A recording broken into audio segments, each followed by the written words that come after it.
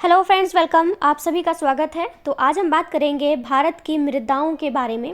जो हमारा चंडीगढ़ जेबीटी का एग्ज़ाम आने वाला है या कोई भी हमारा कॉम्पिटिटिव एग्ज़ाम है जहाँ पर हमारा जनरल अवेयरनेस पूछी जाती है, तो वहाँ पर हमारा सब कुछ आ जाता है। जैसे स्पेशली हम एसएसटी की बात करते हैं तो उसमें ज्योग्राफी आ जाती है, पॉलिटिक्स भी आ जाती है, इकोनॉमिक्स भी आती है, तो बहुत सारी चीज़ें आती हैं। और उन्हीं में से ही हमारा एक जो ज्योग्राफी का हमारा पोर्शन होता है उसमें मृदाओं के बारे में भी पूछा जाता है।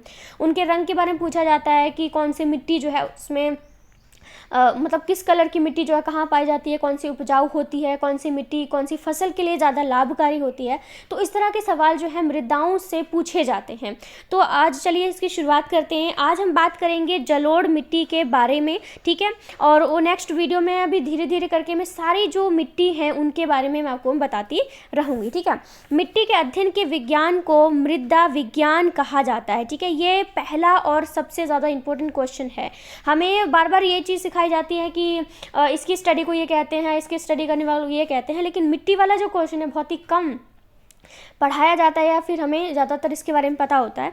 तो मिट्टी के अध्ययन को जो विज्ञान उसको मिट्टी का अध्ययन करते हैं उसे मृदा विज्ञान कहा जाता है, ठीक है। पेडोलॉजी कहा जाता है। भारतीय कृषि अनुसंधान परिषद ने भारत की मिट्टियों को 8 वर्गों में बांटा है। अब ये भी क्वेश्चन आ सकता है कि मिट्टियों को कितने वर्गों में बांटा है? 8 वर्गों में बांटा है। प्लस किसने बांटा है? तो भारतीय कृषि अनुसंधान परिषद ने भारत की मिट्टियों को 8 वर्गों में बांटा है। और मृदा का अध्ययन करने के विज्ञान को मृदा विज्ञान यानी कि पेडोलॉजी कहा जाता है, ठीक है। चलिए अब हम इसमें शुरुआत करते हैं जलोढ़ मिट्टी के बारे में। यह नदियों द्वारा लाई गई मिट्टी होती है। जो जलोढ़ मिट्टी होती है ना, ये नदियों द्वारा, यानी नदी में जो जैसे बाढ़ आ जाती है तो जल के साथ जो मिट्टी आ जाती है उसको जलोढ़ मिट्टी कहते हैं। इस मिट्टी में पोटाश की बहुलता होती है। याद रखना कि जो जलोढ़ मिट्टी होती है उसमें पोटाश जो होता है बहुत ज़्यादा अधिक मात्रा में, ठीक है, पोटाश पाया जाता है। लेकिन नाइट्रोजन, फास्फोरस एवं ह्यूमस की नमी होती है, ठीक है, नमक की कमी होती है, सॉरी, ठीक है। तो जलोढ़ मिट्टी की हम बात करते हैं तो इसमें पोटाश बहुत ज़्यादा पाया जाता है, लेकिन नाइट्रोजन हो गया, फास्फोरस हो गया और ह्यूमस ये काफ़ी कम पाया जाता है। यह भारत की सबसे उपजाऊ मिट्टी है, ठीक है। ये भी बहुत ज़रूरी है कि सबसे जलोढ़ मिट्टी जो होती है ना सबसे उपजाऊ इसलिए होती है क्योंकि बाढ़ जब आती है, बाढ़ के साथ में जो मिट्टी बहकर आती है तो उसमें बहुत सारी चीज़ें शामिल हो जाती हैं। लकड़ी होती है, रेत होता है या इधर उधर की चीज़ें सारी उसमें शामिल हो जाती हैं। तो ये सारी चीज़ें मिलकर उस मिट्टी को क्या करती हैं? बहुत ज़्यादा उपजाऊ बना देती हैं। इसमें धान, गेहूं, मक्का, तिलहन, दलहन, आलू आदि जैसे फसलें आप आराम से उगा सकते हैं, ठीक है। तो याद रखना कि जलोढ़ मिट्टी में कौन कौन सी फसलें उगा सकते हैं आप, ठीक है। अनाज उगा सकते हैं तो धान भी कर सकते हैं, गेहूं भी कर सकते हैं, मक्का भी कर सकते हैं, तिलहन, दलहन, आलू ये सारी जो फसलें हैं आप इसमें कर सकते हैं।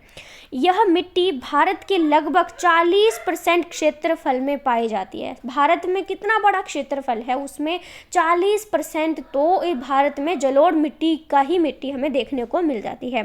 भारत का संपूर्ण उत्तरी मैदान, ठीक है, जैसे हमें पता है कि हमारा उत्तर है, दक्षिण है, पूर्व पश्चिम है, तो भारत का स्पेशली जो पूरा का पूरा संपूर्ण जो उत्तरी मैदान है, तटीय मैदान जलोढ़ मिट्टी का बना हुआ है, ठीक है। क्योंकि आप देखोगे कि वहाँ पर जैसे हम अपने उत्तरी एरिया की बात करें, जम्मू कश्मीर हो जाता है, लद्दाख हो जाता है, उत्तराखंड हो जाता है, हिमाचल हो जाता है, ये कुछ ऐसे एरिया होते हैं जो कि बहुत ग्रीनरी वाले हैं, ठीक है, बहुत ही पेड़ पौधे हैं और यहाँ पे बाढ़ें आती रहती हैं। जब हम भी हिमाचल में रहते थे तो वहाँ पर भी इतनी ज़्यादा बड़े क्षेत्र में बाढ़ें आती रहती थी, तो इतनी सारी मिट्टी या जो भी खड्ड में होता था, जहाँ पे रेता बजरी होता है उसको खड्ड कहा जाता है, तो वहाँ पे सारी जब बाढ़ आती थी तो सारा चीज़ उड़ के उस हाथ में ही उसके साथ बहकर वो चली जाया करती थी।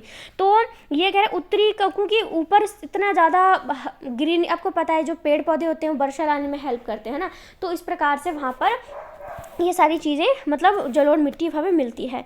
और ये 2 प्रकार की होती है, ठीक है। तो हमारे सामने एक और क्वेश्चन है कि जो जलोढ़ मिट्टी होती है वो कितने प्रकार की होती है? तो वो 2 प्रकार की होती है। एक बांगर होती है, दूसरी खादर होती है, ठीक है, बांगर और खादर, ठीक है। तो आप इसको याद रख लेना, बांख याद रख लेना, बां का मतलब बांगर हो गया और ख से अपना खादर हो गया, ठीक है।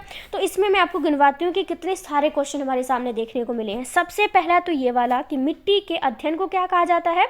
इसको मृदा विज्ञान कहा जाता है। दूसरा आता है भारतीय कृषि अनुसंधान ने मिट्टी को 8 वर्गों में बांटा है। तीसरा है कि ये जो मिट्टी होती है वो कैसे बनती है, तो इसको नदियाँ लेकर आती हैं। और चौथा क्या है, इसमें पोटाश ज़्यादा मात्रा में पाया जाता है। पांचवा क्या है, ये सबसे ज़्यादा उपजाऊ होती है। छठा क्या है कि इसमें धान, मक्का, गेहूँ, तिलहन, आलू, ये सारी फसलें आप आराम से उगा सकते हैं। 7 पॉइंट आता है कि ये भारत का जितना भी क्षेत्रफल है उसमें 40% भूमि पर तो यही पाई जाती है। फिर है ये भारत का जो संपूर्ण उत्तरी जो हमारा मैदान है उसमें ज़्यादातर जो है अपनी जलोढ़ मिट्टी ही पाई जाती है। और आखिरी सवाल है 9th इसमें कि ये कितने प्रकार की होती है, तो ये बांगर और खादर यानी बांख यानी 2 प्रकार की जो जलोढ़ मिट्टी हमें देखने को मिल जाती है। तो आई होप आपको अच्छे से समझ में आएगा। हर एक लाइन में एक क्वेश्चन छिपा हुआ है, ध्यान से देखोगे तो आपको वो समझ में आ जाएगा। ठीक है, ये छोटी सी जानकारी नहीं है, इसमें देखो 9 क्वेश्चन तो अभी के अभी निकाल दिए, 1-2 क्वेश्चन आप ही निकाल दोगे इसमें से। ठीक है, तो ध्यान से पढ़ने की बहुत ज़्यादा हमें ज़रूरत है। तो आज के लिए ख़त्म करते हैं यहाँ पर, और अगली नेक्स्ट वीडियो में, क्योंकि वीडियो में ज़्यादा बड़ी नहीं बनाती हूँ, उतना ही बनाओगे जितना आप देखने के कैपेबल हो, जितना आपका मन करे, क्योंकि ज़्यादा लंबी हो जाती है, बीच में छोड़ देते हैं तो जितना पढ़ा लिखा होता है वो भी ख़त्म हो जाता है ना। अभी बिल्कुल वीडियो बिल्कुल छोटी बनाएंगे, टू द पॉइंट की मैंने बात करी है। अगली वीडियो भी इतनी ही टाइम की होगी और मैं ऐसे ही आपको एक और मिट्टी जो है उसके बारे में बताना शुरू करूँगी। ठीक है, तो अच्छा लगा हो तो मुझे कमेंट करके आप बता सकते हैं, बाकी कोई क्वेश्चन हो तो मुझे पूछ सकते हैं। So thank you so much friends, thank you.